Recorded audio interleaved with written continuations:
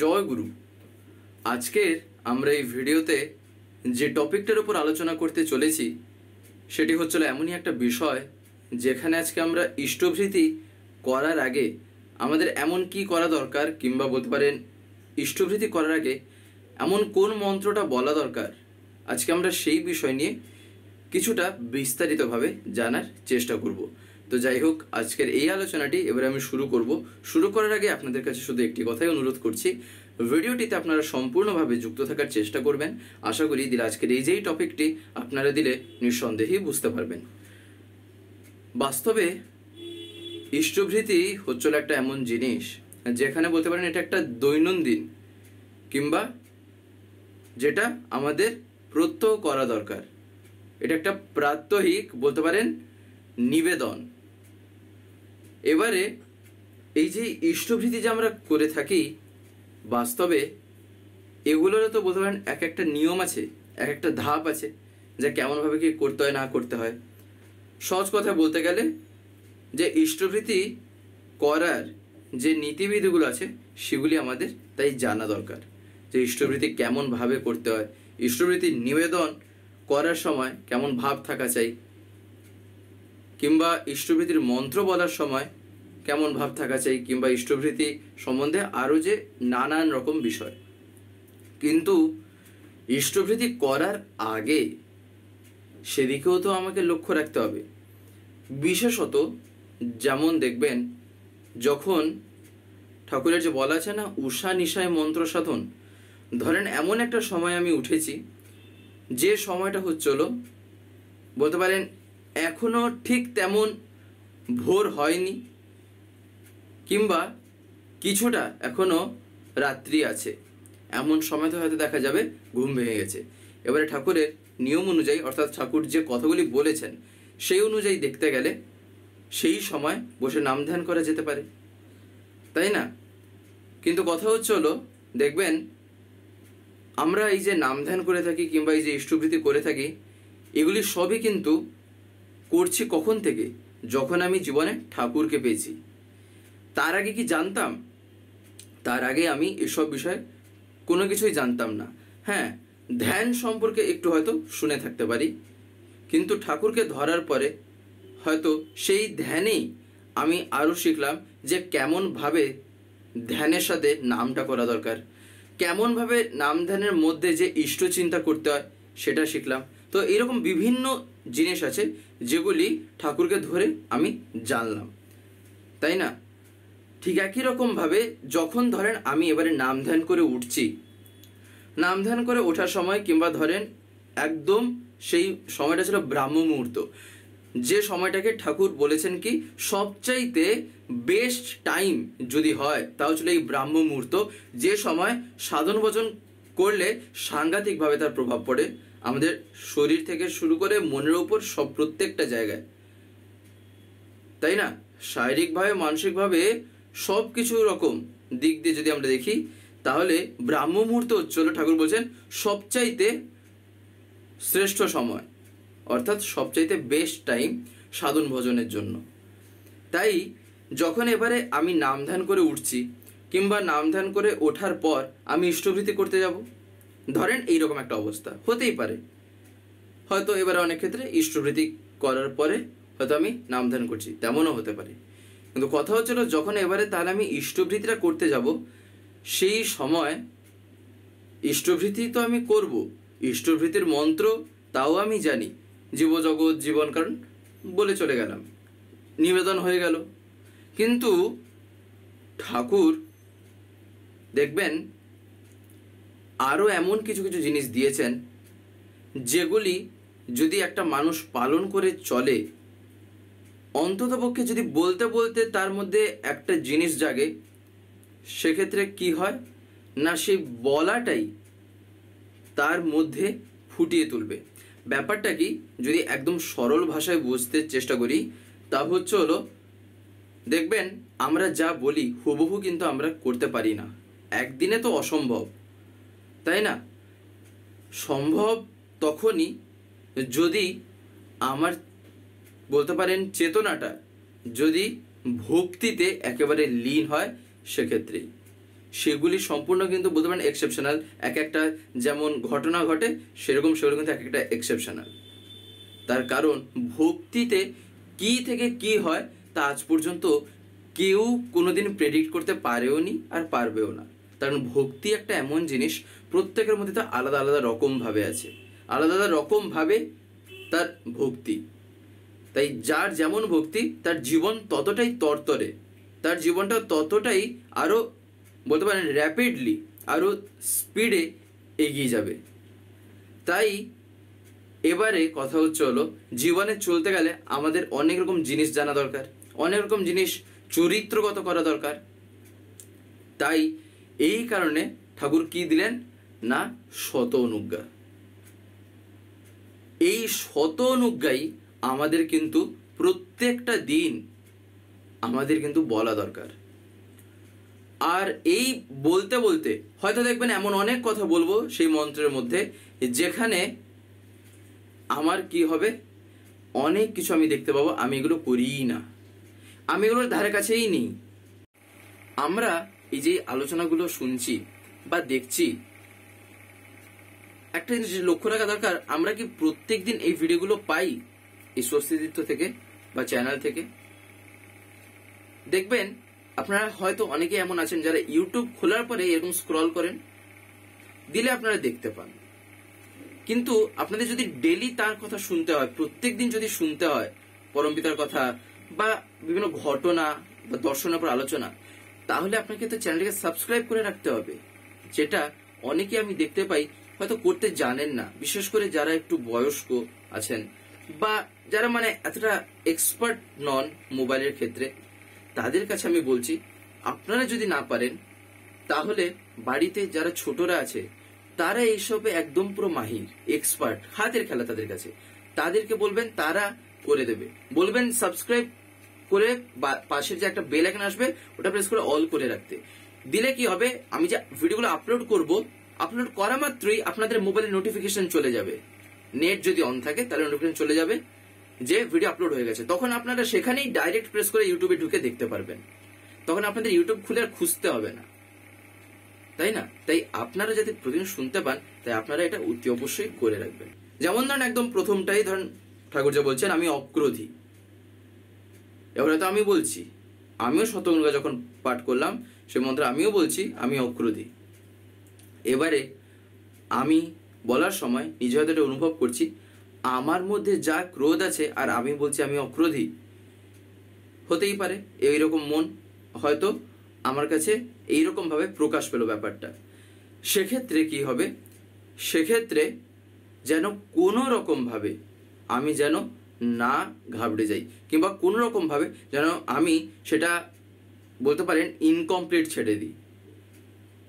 এই কারণে কথাটা বলা, তার কারণ ঠাকুর একদিন বলছেন এমন অনেক জিনিস আছে যখন আমি তা বলতে অভ্যাস করব, বলতে বলতে তখন আমার মনের মধ্যে এমন একটা সময় দাগ কাটবে, তখন আমার মাথায় আসবে আমি বলছি আর আমি এতক্ষণও আমি করিনি এটা, আমি এখন এটা চরিত্রগত করতে পারিনি।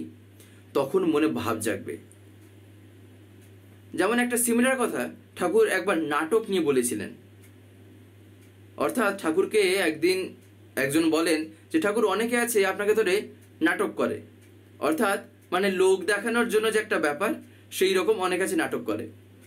তখন ঠাকুর তাকে বলছেন এই নাটক একটা এমন জিনিস, যদি তার একটু ভালোবাসা থাকে, সেই ভালোবাসাই এই যেই নাটক, সে যেই নাটকটা করছে, তখন একটা দিন এমন আসবে তখন সে ভাববে আমি যে জিনিসটা এত কষ্ট করে নাটক করে করে করছি, আমি কেন তা চরিত্রগত করে ইজিলি কেন আমি করব না? তাই না? দেখবেন একটা জিনিসকে অভিনয় করা, নাটক করাটা কিন্তু কষ্টকর ব্যাপার হয়। অভিনয় করা তো সহজ কথা কিন্তু না। এবারে ধরেন সেই জিনিসটা কারোর মধ্যে অলরেডি এক্সিস্ট করছে, কারোর মধ্যে থেকে সেটা অলরেডি আগে থেকে চরিত্রগত আছে, সে করেছে, অভ্যাস করে মজ্জাগত করেছে সেটাকে। এবারে তার কাছে জিনিসটা সহজ হয়ে উঠবে নাকি যে অভিনয় করছে তার কাছে সহজ হবে ব্যাপারটাকে প্রকাশ করার জন্য? যা চরিত্রগত আছে সে অতি সহজে করে দেবে। তাই ঠাকুর বলছেন, তাই যে নাটকও করছে তাকে যেন আমি কোনো রকমভাবে বাধা না দিই, বরঞ্চ পারলে এমনভাবে তার দিকটাকে ঘুরিয়ে দিই যাতে সে অনুতাপ করতে পারে যে সে যে অভিনয় করছে এর চেয়ে হাজার গুণ ভালো এই অভিনয়টাকেই কেননা আমি চরিত্রগত করে নিই, দিলে আমার কাছে ব্যাপারটা আরো সহজে উঠবে, তাই না? আর তখনই কি হবে, তখনই সে কিন্তু বাস্তবে পরম পিতার মানুষ হয়ে উঠবে, তাই না? এই কারণেই এই যে শত অনুজ্ঞা যখন আমি বলবো, এমন অনেক কথা আসবে যেখানে আমি কি দেখব না, আমি এখনো পর্যন্ত সেই রকম হয়েই উঠিনি যেগুলো আমি বলছি। দেখবেন প্রথমেই সেখানে কি আছে, আমি অক্রোধী, আমি অমানী, আমি নিরলস, কাম লোভ জিত বশী, আমি ইষ্টপ্রাণ, সেবাপটু, অস্থি বৃদ্ধি যাজন জৈত্র পরমানন্দ, উদ্দীপ্ত শক্তি সমৃদ্ধ, তোমারই সন্তান, প্রেম ও পুষ্ট, চিরচেতন, অজর অমর, আমায় গ্রহণ করো, প্রণাম ল। এইটা হলো শত অনুজ্ঞার বলতে পারেন যে পাঠটা আমরা করে থাকি। আপনারা যদি চান বলতে পারেন, যারা যারা জানেন না আর কি তাদের ক্ষেত্রে বলছি, আপনারা আরেকবার ব্যাক করে এটা শুনে নিতে পারেন। দরকার পড়লে যদি না জানা থাকে, একেবারেই যদি না থাকে, তাহলে আপনারা খাতায় নোটও করে নিতে পারেন।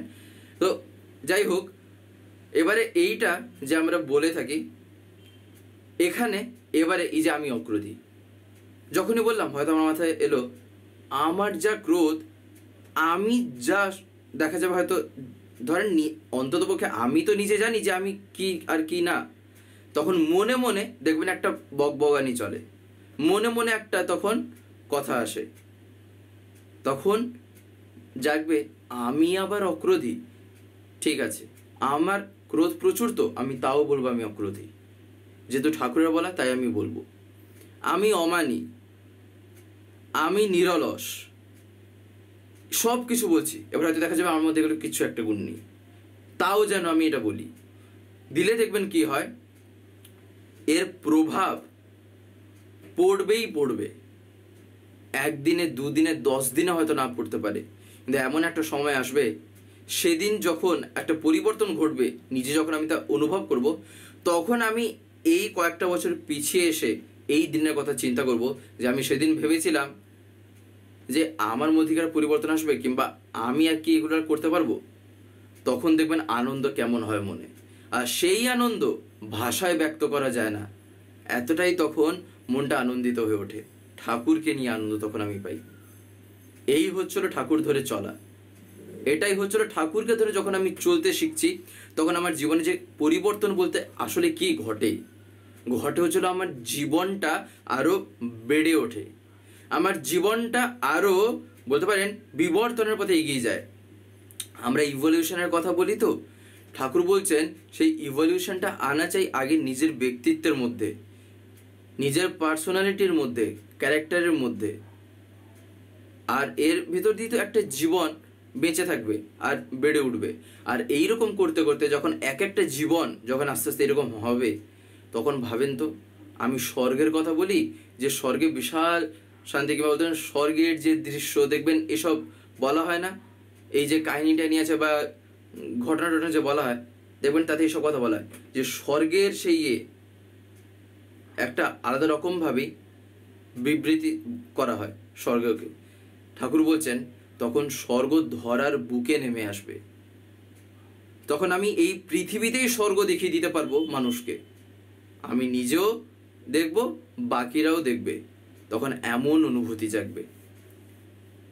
তাই এই যে শত অনুজ্ঞা, এটা কিন্তু আমাদের প্রত্যেকেরই বলা দরকার, অন্তত পক্ষে যেন আগে অভ্যাস করি এটা বলার জন্য।